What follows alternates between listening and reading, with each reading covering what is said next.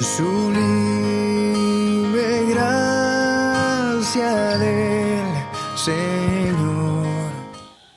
Bueno, mis hermanos, Dios les bendiga. Vamos a dar inicio al estudio de esta noche. ¿Cuál es el estudio que estamos haciendo? Génesis.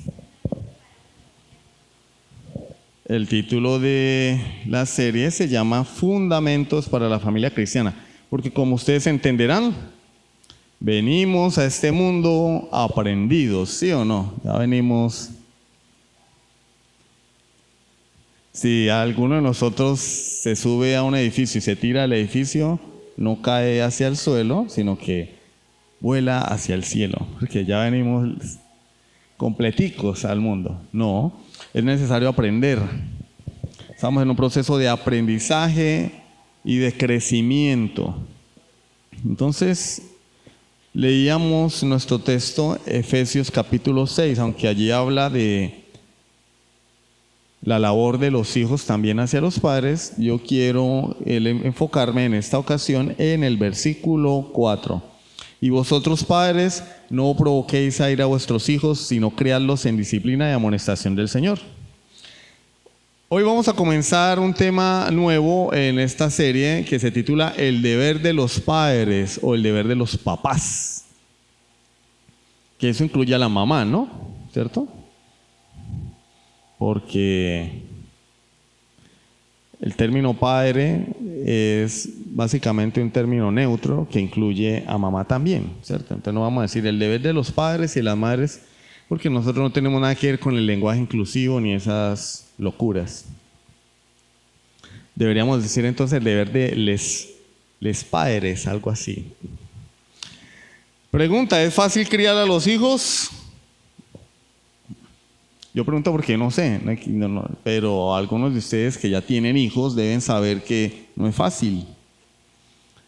No es fácil. Y que los hijos nunca dejan de ser hijos. Cuando los hijos se van de casa, se casan, hacen su vida, igual la mamá se sigue preocupando, el papá se sigue preocupando, igual sigue ese vínculo entre padres e hijos, continúa. No es que se fue y si te vi no me acuerdo, ya no tenemos nada. No, nunca dejará de ser nuestro hijo. Esos vínculos son irrompibles, inquebrantables. Igual que cuando el papá de uno deja de ser papá de uno, jamás, ni siquiera cuando se muere. Porque cuando las personas van a la tumba a visitar a sus padres, y uno dice, no vengo a visitar al muerto, no, vengo a visitar a mi papá. Aunque él no está ahí, ya está muerto, pero es el vínculo no se rompe. Entonces los hijos siempre serán hijos y nunca será fácil criar a los hijos. Así sea el niño más querido de este mundo, algún problema va a dar, ¿cierto? Entonces criar a los hijos es una responsabilidad muy grande para los padres de hoy. Es decir, los que tienen hijos aquí tienen una responsabilidad muy grande y los que no, también. Los jovencitos y las jovencitas que no tienen hijos también tienen una responsabilidad. ¿Por qué? Porque van a ser los padres del mañana, los padres del futuro. A no ser que como Amparo Grisales decidan no tener hijos para no arruinar sus carreras y no dañar su figura, ¿cierto? De otra manera, ¿sí? Lo normal es que toda persona tenga hijos, ¿cierto? Estas enseñanzas son particularmente para los papás. O sea que los que no son papás se pueden retirar. No. Porque aunque son particulares para los padres, de forma general hablan a todo cristiano. Porque estas enseñanzas nos enseñan lo que Dios espera de todo creyente, de forma general. Nos enseñan cuál es el carácter del cristiano. ¿Cuál es el carácter del creyente? Y son doctrinas edificantes para la iglesia. Porque si el cristiano madure, crece en carácter, eso va a ser beneficioso para su vida personal y también para la iglesia en su conjunto. Hoy vamos a ver algunas razones por las cuales los papás y los que están en proyecto de ser papás el día de mañana o mamás deberíamos tomar en serio la labor de criar a los hijos. Deberíamos entender que es una responsabilidad muy grande. Es una tarea que Dios nos ha encomendado, no solamente de traerlos al mundo, sino de criarlos y direccionarlos. Es un deber de los padres y de nadie más. Por lo menos eso es lo que enseña la Biblia, ¿no? Pues no vemos en Efesios 6 un mandamiento, en Efesios 5 y 6 un mandamiento para los abuelos, ¿no? Ni para los nietos. Pero nosotros, por nuestra cultura latinoamericana, no pasa así tanto en el norte ni en Europa, pero sí en Latinoamérica se ve mucho la influencia de los abuelos en la crianza de los hijos. Es una cuestión de cultura, pero la palabra de Dios no enseña eso. La palabra de Dios dice que es una responsabilidad de los papás la crianza de los hijos. No es correcto que un tercero se encargue de la crianza de los hijos. No es correcto, no es la voluntad de Dios. No es la voluntad de Dios que la abuela lo críe, que el abuelo lo críe, no. Eso es pecado. ¿Por qué? Porque el mandato es para los padres, o si no, Dios, así, al igual que en los mandamientos para los esposos y las esposas, daría algunas condicionales, ¿cierto? Que modificaran o le dieran matices a su mandamiento. Por ejemplo, maridos, amad a vuestras esposas si son buenas, así como Cristo amó a la iglesia, pero no lo que enseña. Marido, ama a tu esposa y punto. Pero es que es una pantera, no. Ámala como Cristo amó a la iglesia. Mujer, sujétate a tu marido como al Señor. Pero no dice mujer, sujétate a tu esposo buena gente, a tu esposo simpático o a tu esposo adinerado. No, sujétate a tu esposo. Pero es que el mío es un papanatas. No, a él no dice si es papanatas o no. Sujétate. Y acá dice que los padres deben criar a sus hijos en disciplina de amonestación del Señor. No dice críenlos si les queda tiempo, ¿cierto? Críenlos si el trabajo se lo permite. Padres, no provoquéis a ir a vuestros hijos, sino criadlos si tenéis tiempo. ¿Sí? Si son fáciles. Es que mi hijo no lo aguanta nadie. Yo creo que ese niño se muere y se va al cielo porque ni Satanás lo recibe en el infierno. No, no dice eso. Es responsabilidad de los papás. Vuelvo y digo, no hay mandamientos para los abuelos ni para las abuelas. El mandamiento es para los padres. Si el Señor, miren que el Señor es infinitamente sabio. Si el Señor hubiera querido que los abuelos tuvieran algo que ver allí, hubiera dicho, abuelos, ayudarle a vuestros hijos a criar a vuestros nietos. Abuelos, si tu hijo le va a pegar a tu nieto, tienes que meterte, tienes que intervenir. No. Deber de los papás. Y peor aún, esas relaciones donde no cría al niño el abuelo ni la abuela, sino una niñera. Eso es un crimen. Eso es un crimen. Y el niño no, la niñera. Y hay personas que dentro de su proyecto de vida dicen, no, mire, vamos a casarnos, bueno, pero primero nos graduamos, ¿no? Cuando obtengamos nuestro título y estemos trabajando, nos casamos y contratamos una niñera para que nos cuide el niño.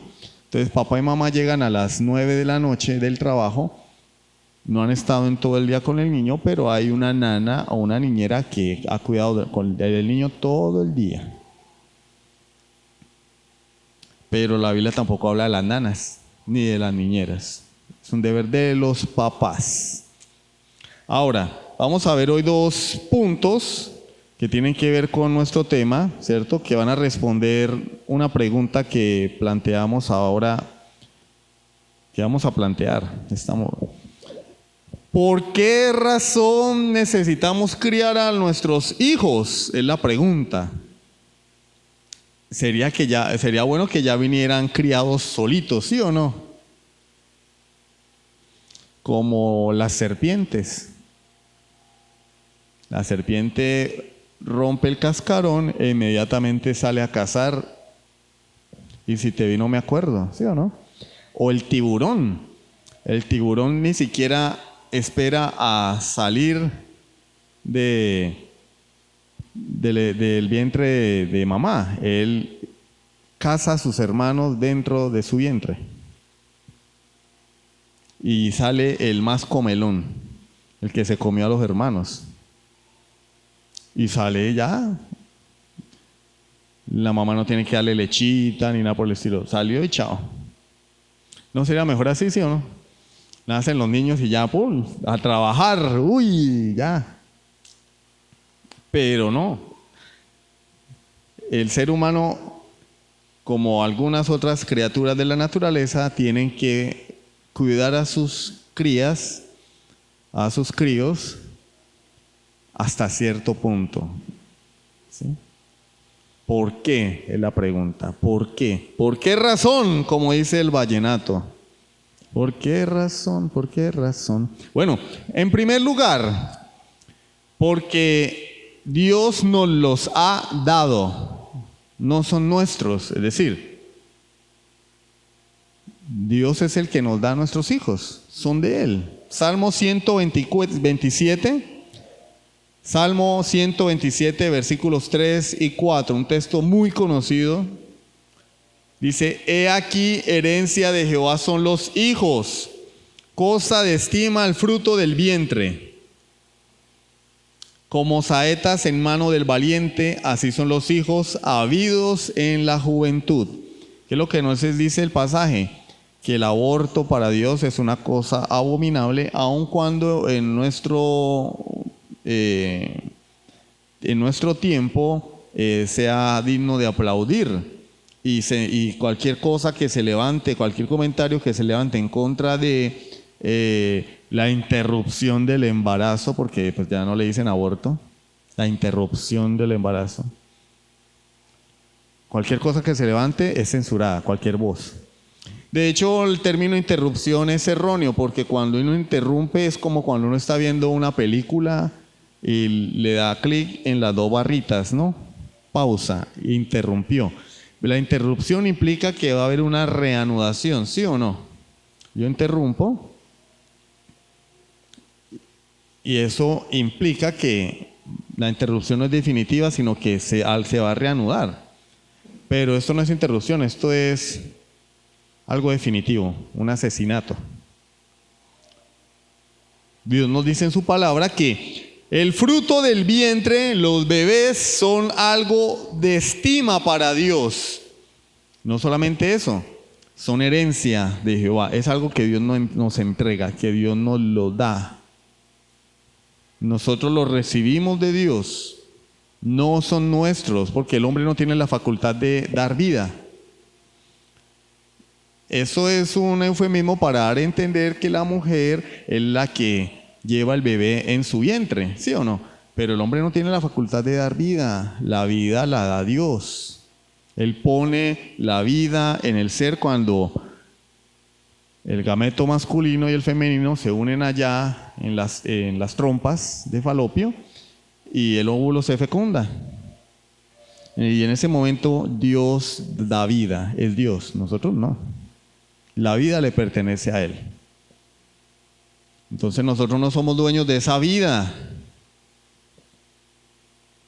Esa vida es de Dios. Y por lo tanto la mujer no puede disponer de esa vida arguyendo que yo tengo derecho sobre mi cuerpo. Claro, mujer, tú tienes derecho sobre tu cuerpo. Quítate las trompas de Falopio. Sácate el útero, tienes todo el derecho del mundo, es tu cuerpo. Te quieres sacar un ojo, mochar un brazo, mochar una pierna, lo puedes hacer. Pero el niño no es tuyo, no es tu vida, es un ser independiente. Bueno, independiente en el sentido de que es una vida aparte, claro, es dependiente de su madre, ¿sí? Llamémoslo entonces autónomo.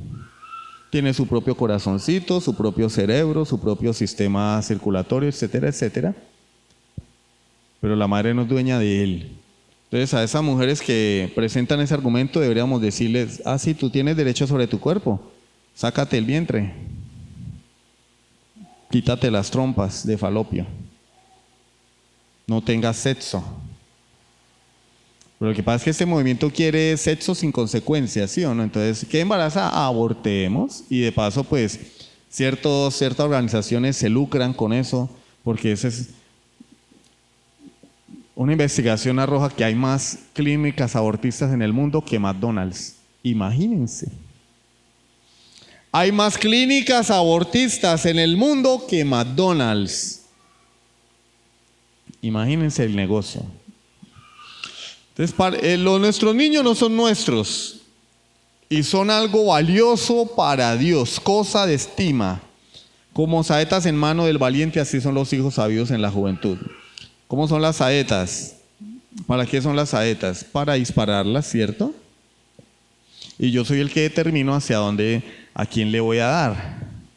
Porque la saeta es para eso, ¿cierto? Es para dar en un blanco. Yo soy el que le doy dirección. Bueno, papá y mamá son aquellos que tienen la responsabilidad de enfocar la vida de sus hijos. Es decir, lo que el niño va a hacer es responsabilidad de papá y mamá y Dios le pedirá cuentas por ello.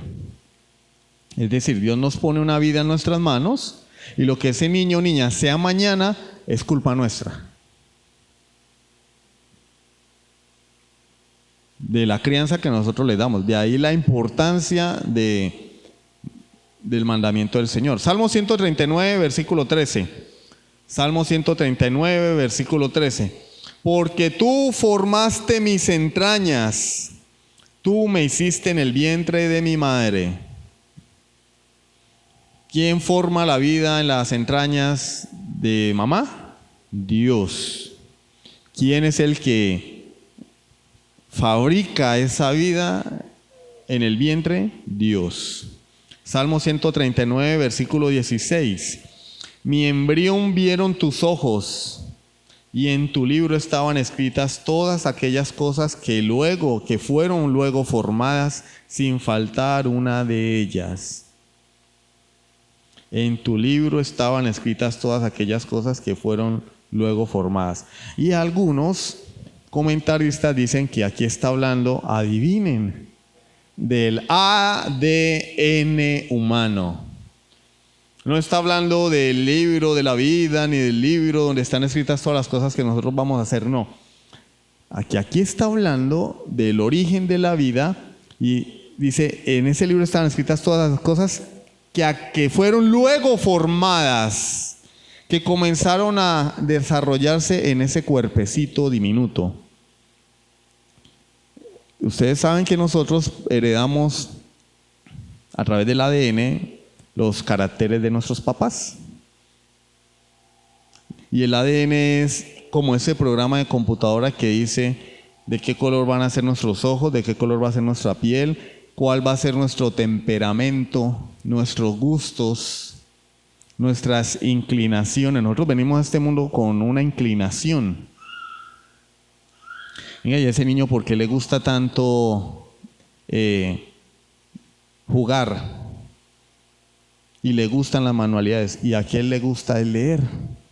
Porque eso está en nuestro ADN. Eso está en nuestro ADN.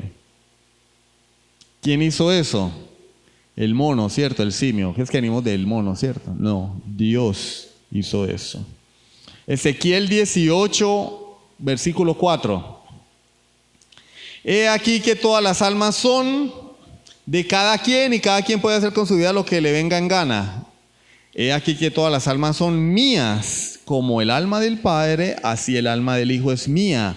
El alma que pecare, esa morirá. Todas las almas son de Dios. ¿Por qué? Porque Él es el que las dio.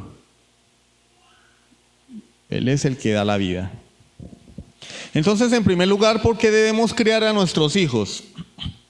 Pues porque no son nuestros, son de Dios. Si fueran nuestros, podríamos decir y poner en práctica lo que muchas personas dicen: yo con mis hijos hago lo que yo quiera. No, querido amigo, tú no puedes hacer lo que quieras con tus hijos porque no son tuyos. Tú no les diste la vida, no te pertenecen. Eres un administrador de lo que Dios ha puesto en tus manos, incluyendo esas pequeñas vidas, que son cosa de estima para Dios. Dios no te puso en la mano un perro, un gato, una cucaracha, una lagartija, una tuteca, un pez, de esos peces que uno compra, que lo mete en una bolsa con agua y se lo lleva para la casa. No, Dios colocó un ser que lleva la imagen de Dios impresa en él. ¿Para qué? Para que yo lo administre de la mejor manera. Yo soy un cuidador de la vida que Dios engendra en este mundo.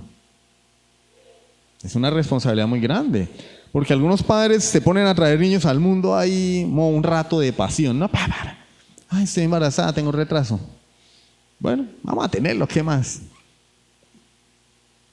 ¿Cómo así? O sea, es que eso, quienes bueno, tragámosle. Bueno, pero ¿qué vamos a hacer? Esos, ahí miramos. No. Los que actúan así son los animalitos. Los animales los que traen, las perritas, tienen un poco de perritos ahí y ya no se preocupan. Los gatos tienen gaticos y ellos no. Si la gata ve que el gato está así como muy enfermo, a veces hasta se lo come. Sí, ustedes no han visto un gato, la gata mamá comiendo de los gatos chiquitos. Yo sí lo he tenido que ver porque nosotros hemos tenido muchos gatos. ¿Se los comió? ¿Por qué? Porque de pronto el gato estaba enfermo, la gata, la mamá vio que se lo comió, se desapareció el gato. Los animales actúan así, pero los seres humanos no deberíamos actuar así. Los seres humanos deberíamos pensar, esto que está dentro de mí es una vida. ¿Cómo lo voy a criar? ¿Cómo lo voy a formar? No tengo ni idea de cómo voy a hacer. ¿Qué debo hacer? Capacitarme, ¿cierto? Cuando uno llega a una ciudad que no conoce y le dice, mire, vaya al parque del centro. Y uno dice, ay, ¿dónde queda el parque del centro? Entonces, por ejemplo, dígame Bogotá. En Bogotá, cuando yo vivía en Bogotá con mis papás, a veces salíamos con mi mamá y a uno se pierde. En Bogotá nos perdíamos, de verdad. Y eso que mi mamá ya lleva varios años viviendo en Bogotá. Y uno salía a veces en el bus a algún lugar de Bogotá y el bus, como cosa rara, uno para por donde pueda, por favor. Como a la media hora era que paraba el bus. Y uno se bajaba ahí, ¿y ahora dónde estoy? Claro, como 20 calles más allá y uno y ahora a preguntar, venga señor, ¿dónde estoy? ¿Dónde estoy? Usted no sabe dónde queda tal dirección. Perdido literalmente. Y hay personas que traen hijos al mundo y son así. Bueno, yo no sé cómo criar un niño y por lo menos cuando uno se pierde, uno pregunta, ¿no? Venga, usted me podría hacer el favor de decirme dónde queda esta dirección, es que estoy perdido. Uno busca a quien le indique, pero los papás no sé por qué razón creen que ellos vienen con una app, ¿cierto? Porque ya la palabra programa está pasada de moda, ¿cierto? Ya no es un programa, un software, no. Eso era en mi tiempo de estudiante, ahora es una app. En una app, por defecto, esa app se activa cuando tenemos un niño. ¡Pum! Se activó la app. ¿Cómo criar a su hijo a la perfección? Porque por lo general los papás no permiten que nadie les diga cómo criar sus hijos, ni siquiera con la Biblia. Y tenemos que escuchar comentarios como que, hermano, pues usted no tiene hijos. Yo no tengo hijos, gracias a Dios. ¿Cómo dice eso? Sí, la Biblia dice que hay que dar gracias a Dios por todo, ¿sí o no? Entonces yo tengo que darle gracias a Dios porque imaginémonos que yo viviera amargado porque no tengo hijos. Eso sería pecado. No, Señor, no me has dado hijos, soy una persona amargada, ¿no? Si Dios me hubiera dado hijos, sería feliz. No tengo hijos, soy feliz, ¿cierto? Porque nuestra felicidad no depende de los hijos. Pero haciendo a un lado eso, nosotros no venimos con nuestras experiencias ni con nuestro mensaje. Venimos ¿a qué? A la palabra de Dios. Y la palabra de Dios es la fuente de autoridad. De manera que ese comentario que muchas personas dicen a veces, ¿usted qué va a saber si usted no tiene hijos? No, yo no sé nada. Yo realmente no sé ni dónde estoy parado. Por eso vengo a la Biblia. Y por eso predicamos el consejo de Dios, para que nos dé luz. Y eso es lo que anunciamos. Si fuera mi mensaje, bueno, pero ese mensaje es la palabra de Dios. Entonces seríamos muy sabios si atendemos a las enseñanzas de la palabra del Señor respecto a la crianza de los hijos y reconocemos en algún momento de nuestras vidas, nuestra ignorancia e incapacidad para criar a nuestros hijos. Porque solamente se comienza a resolver el problema ¿cuándo? Cuando reconocemos nuestra incapacidad. Pero aquellos padres que no permiten que nadie les diga nada, son como esa persona que se está ahogando en el mar y están los tiburones y llega al bote y le tiran salvavidas y él dice, no, yo puedo solo. Pero se lo van a comer los tiburones, o se lo comen los tiburones o muere ahogado. Y el marinero le dice, déjate ayudar. Y él dice, no, yo puedo solo. Personas cuyo hogar es un desastre, su familia con su papá fue un desastre, un hogar disfuncional. Y cuando viene el consejo de Dios dicen, no, yo puedo solo. Esa es la ignorancia más grande y el orgullo más grande. Un orgullo superlativo. Entonces, ¿cuál era la primera? ¿Me recuerdan? ¿O estaban escuchando? A veces cuando alguien habla uno escucha solamente bla, bla, bla, bla, bla, bla, bla, bla. ¿Estaban escuchando bla, bla, bla o estaban pendientes? ¿Cuál era el primer punto? ¿Por cuál razón? No son nuestros, Dios nos lo dio. Segunda razón, y esta va a ser un poquito más extensa, porque el pecado es una realidad seria en su vida. Padres, yo sé que nosotros queremos mucho a nuestros niños. Yo no tengo hijos, pero tengo sobrinos y los quiero muchísimo como si fueran mis hijos. A veces eso nubla nuestro entendimiento y pensamos que ese bebé tan lindo y tan hermoso es la cocha más pechocha que ha venido al mundo. Y es verdad. Pero en el corazón de ese bebé hay, por decirlo así, un virus que está formándose, que se llama el pecado. ¿Por qué digo formándose? Porque todavía el niño no ha explotado toda su maldad. Está ahí la capacidad latente, ¿no? O sea, él ya viene infectado. Así como cuando el zombie muerde al humano en las películas de zombies. En Resident Evil lo muerden y el tipo queda infectado. Pero entre el infectarse y convertirse en un zombie hay un tiempo mientras el virus va haciendo efecto. El niño nace con pecado. Pero llega un momento donde el niño ya comienza a llevar a cabo pecados particulares. Mentira, desobediencia a los padres. ¿Sí? Un bebé, por ejemplo, como Julieta, ¿de qué desobediencia la vamos a acusar? De ninguna, ¿cierto, Jessica? ¿Sí? ¡Ay, ya! Bien. Nacemos con el pecado. Génesis 8:21.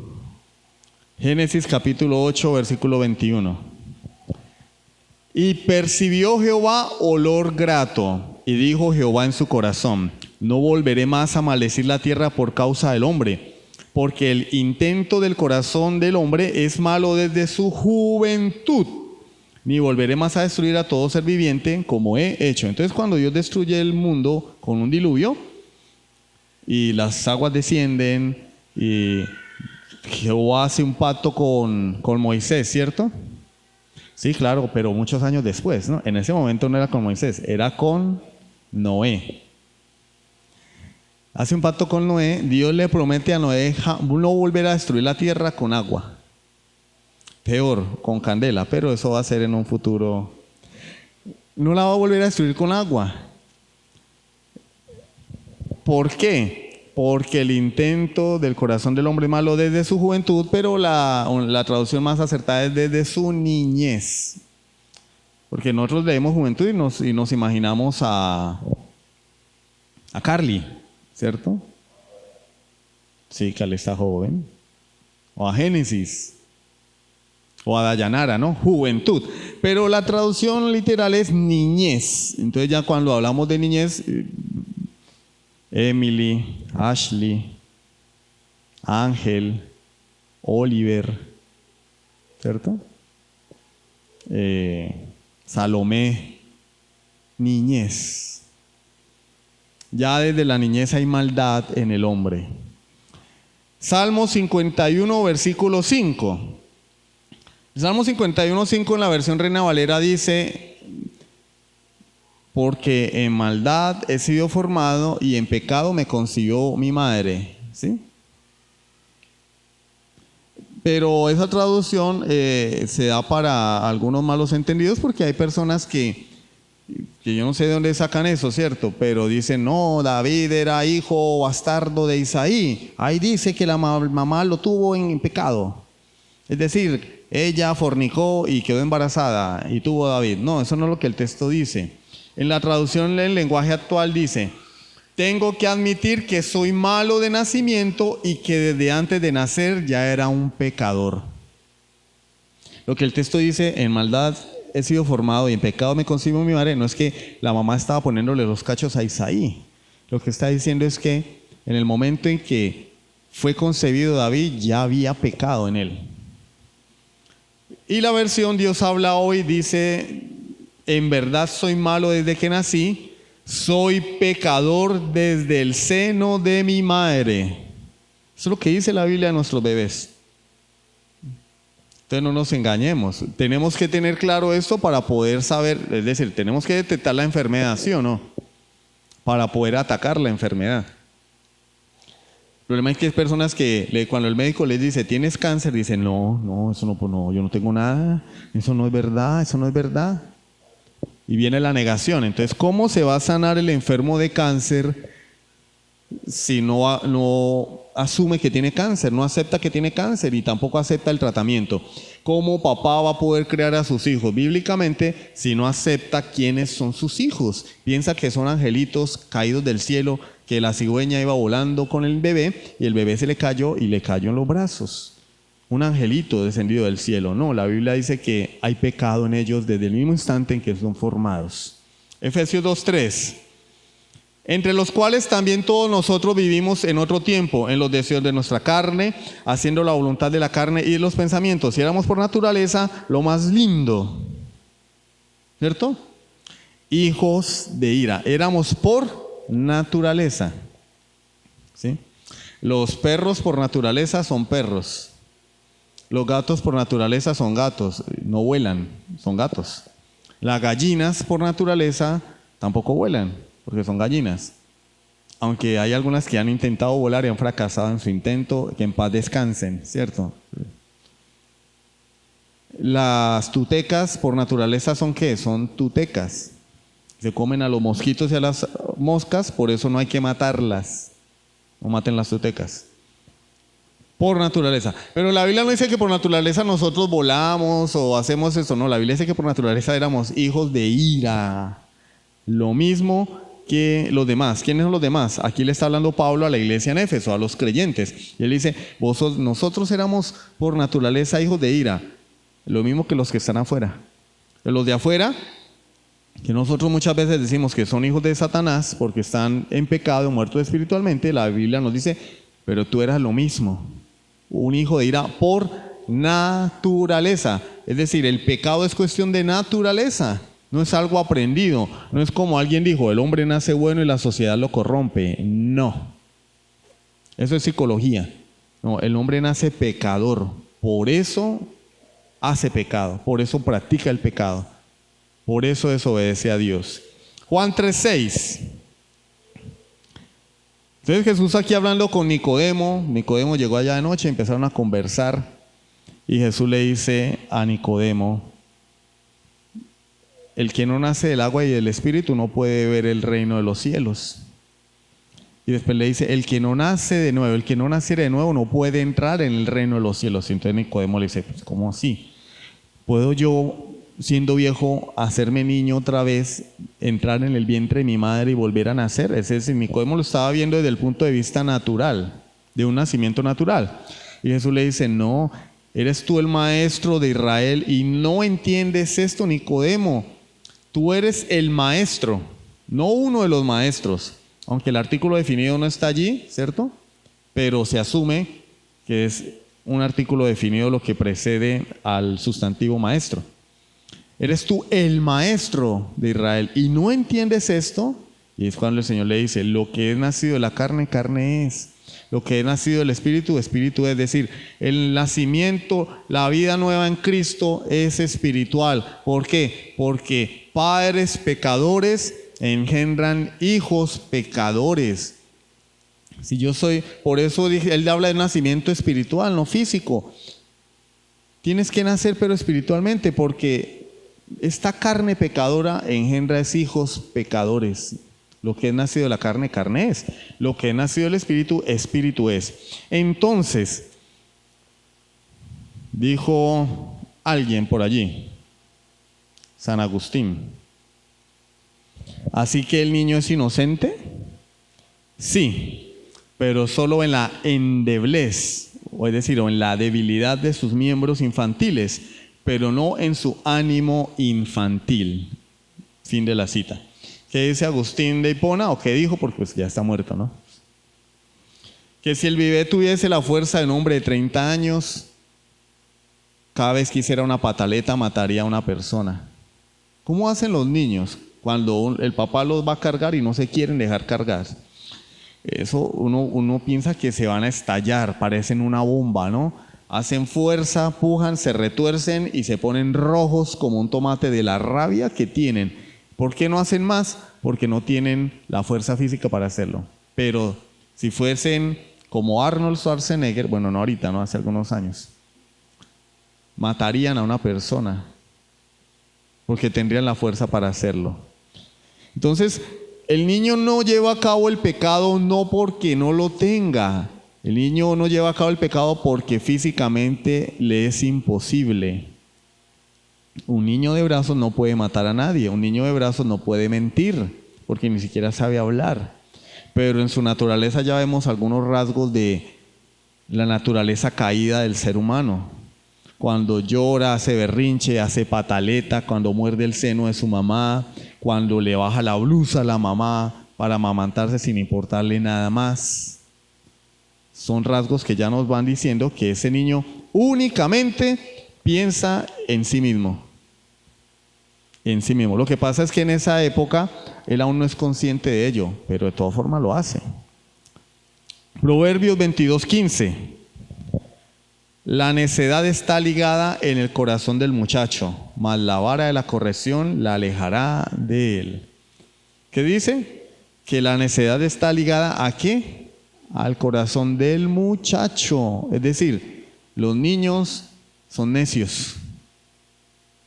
Y la palabra de Dios, en muchas ocasiones, cuando habla de una persona necia, está hablando de una persona que no tiene temor de Dios. Le llama necio. Dice el necio en su corazón, no hay Dios, dice el salmista. ¿Qué es una persona necia? Una persona sin temor de Dios. El necio o el simple, también del que habla el libro de Proverbios. Pero la vara de la corrección la alejará de él. Para aquellos que dicen que a los niños no hay que darles vara, la Biblia dice, el niño es un necio. Por naturaleza es necio, o si no necesitaría papás, ya nació aprendido. No, es un necio, por eso necesita ser instruido. Y parte de la instrucción que nos dice Dios en su palabra, aun cuando vaya en contra de la psicología moderna y del buenismo de muchos papás, porque hay muchos papás que son buenistas. Ay, ¿cómo le vamos a pegar al niño? Hay que dejarlo. Él todavía no entiende. Ay, ¿cómo que no entiende? Hay que darle.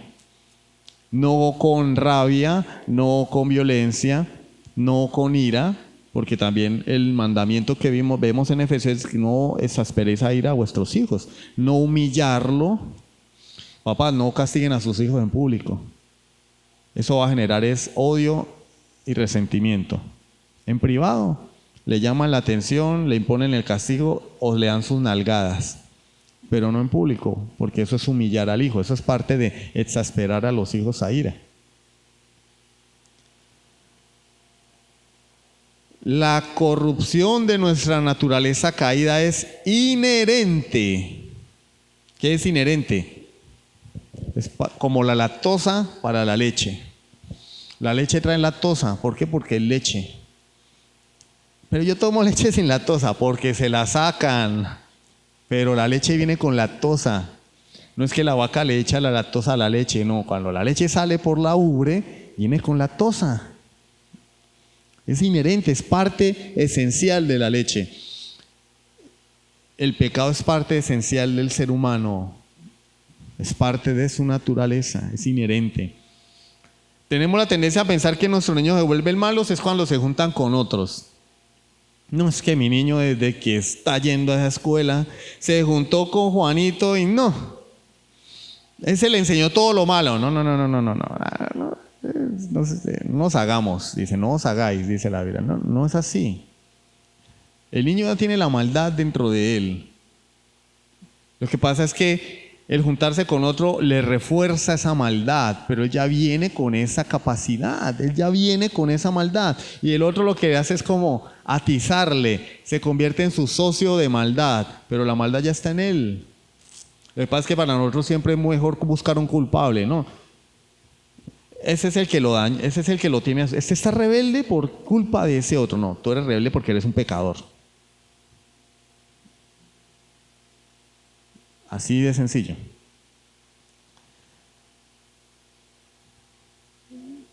Porque si él fuera bueno y fuese el otro el que le impusiera la maldad, en condiciones normales el niño no aprendería la maldad.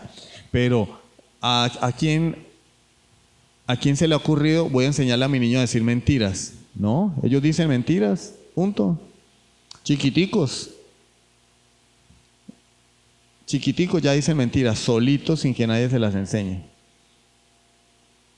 ¿Usted se comió los dulces? No, yo no me los comí, no. ¿Ya se lavó los dientes? Sí, mamá, ya me las mentiras. ¿Hizo la tarea? No. Y después cuando el profesor lo llama, fulana de tal, venga que su niño no está trayendo las tareas. ¿Cómo así? ¿Por qué no? Si él me dijo que él ha hecho las tareas, mentira. ¿Quién le enseñó eso? La app. Esa app sí la tenemos nosotros por defecto. La app del pecado. El principio de maldad que nuestros niños manifiestan en pecados pequeños es el mismo principio que manifiestan los adultos en los peores pecados. Hoy el niño dice que no se comió la galleta que era de su hermano. Mañana miente delante de un juez para incriminar a otra persona para que la metan presa. Hoy el niño dice que hizo la tarea. Hoy el niño dice que él no le arrancó las hojas al cuaderno. Bueno, yo no sé cómo será hoy, yo creo que no. Pero en los tiempos de nosotros, nuestras mamás le contaban las hojas a los cuadernos. Uno llegaba a la escuela y la mamá lo primero que hacía, venga a ver los cuadernos. Empezaba a contar, tin, hasta 100, porque eran 100 hojas, ¿no? Mire, falta una hoja. ¿Qué pasó? No, yo no la arranqué, mentira, si uno la arrancó para hacer un avioncito, para pegarle al compañero. Mire, falta una hoja. ¿Qué pasó? No, yo no la arranqué. Ah, no, venga para acá. Mínimo le jalaban a uno la patilla o las orejas. Mínimo. ¿Ya le trazó las márgenes al cuaderno? Sí, mamá. Venga, a ver si lo reviso. Llegan en la mitad. No había márgenes. Mire, ¿qué pasó acá? ¿Usted por qué me dice mentiras? Yo le dije que le trazara la margen al cuaderno. Ay, mamá, tenga también. ¿Cierto? Ah, pero esa mentirita no le hace daño a nadie. No, ahora no. Supuestamente no. Pero es que la mentira es pecado para Dios. Entonces puede que no le haga daño a mi mamá, no me haga daño a mí, pero es una ofensa a Dios. En un sentido, sí le hace daño a Dios porque es una ofensa a Dios. En un sentido. Digámoslo, en sentido figurado sí le hace daño a Dios porque a él le ofende la mentira. No le hace daño a nadie, sí ofende a Dios. Y mañana ese niño no va a decir que no le arrancó la hoja al cuaderno, no va a decir que sí le hizo las márgenes, no va a decir que no se comió la galleta. Va a mentir ante un juez, va a mentir ante la policía, va a ser un testaferro, va a lavar activos o va a asesinar a otra persona porque el principio del pecado está en él y va madurando y creciendo con el tiempo. No podemos tratar pecadores como si fuesen sin pecado. Nuestros hijos, por mucho que los amemos, son pecadores y enemigos de Dios. ¿Qué dice Romanos 6:23? Porque la paga del pecado es la muerte, la dádiva de Dios es vida eterna en Cristo Jesús, Señor nuestro. ¿La paga del pecado cuál es? La muerte. ¿Los niños mueren? Claro. Los niños mueren. Hay una estadística que dice que el 25% de los niños mueren en el vientre de mamá. Es decir, que de cada 4 embarazos hay uno que no prospera. Mueren tienen una muerte neonatal, ¿sí? Prenatal, perdón. Los no natos, es decir, los que no llegan a nacer. Hay otros que mueren en el parto, hay otros que mueren en la lactancia, hay otros que mueren de 1 año, pero mueren. Si los niños no tuvieran pecado, no morirían. Pero la muerte, dice Romanos 5, vino a todos los hombres, por cuanto todos pecaron. Todos. El niño que yo tengo en mis brazos, la niña que yo tengo en mis brazos es un pecador. Y si yo no lo entiendo y no lo reconozco, no voy a saber cómo tratar con él. Lo voy a crear como lo que él no es. Voy a tratar de enseñarle a un gato a ladrar. ¿No? Él es gato, él no puede ladrar. Voy a enseñarle a un niño a portarse bien cuando él no se puede portar bien porque hay pecado en su vida. Entonces yo tengo que saber cuál es el problema para poder centrar todas mis fuerzas en ese problema y poder criar al niño como enseña la palabra de Dios, en disciplina y en la amonestación, la corrección, la enseñanza del Señor. Amén.